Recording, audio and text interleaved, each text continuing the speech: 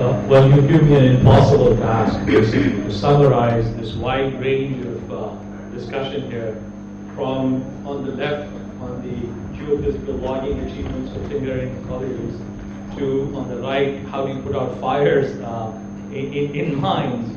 So I'm going to try my best, but I think what we heard was very interesting from Professor Armstrong here, particularly on the use of technology and the availability of that technology right now, which allows us to reduce emissions considerably.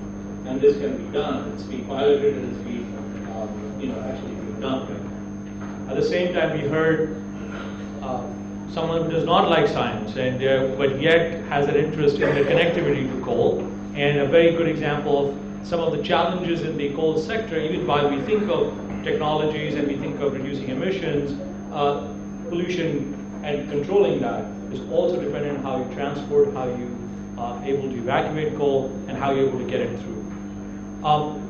Then we heard some very interesting, very detailed set of information, particularly on the current capacity that's installed, if you will, in terms of supercritical plants. And we realize that it's only 38%. There's got to be a lot more, and a huge increase that needs to happen.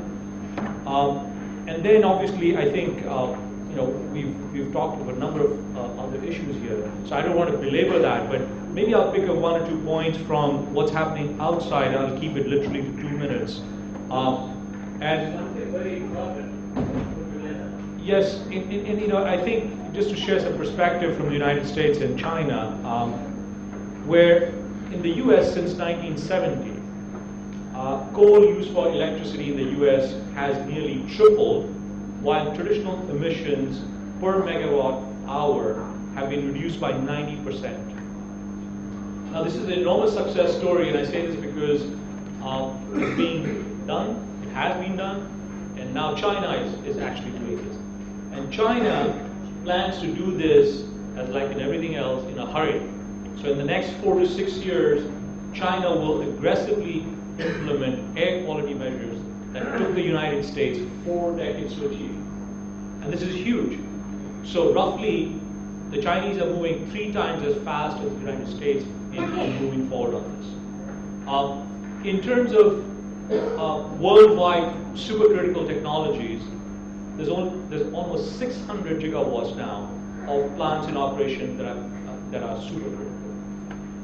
In fact, if you look at since 2010, almost half of all new coal fuel generation is supercritical.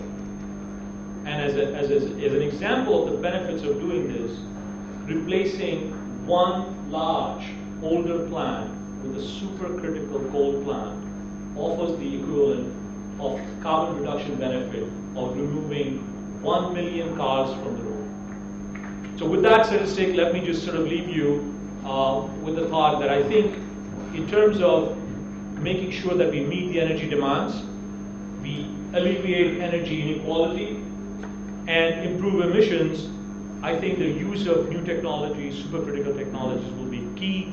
And for this, I think I would use your call to the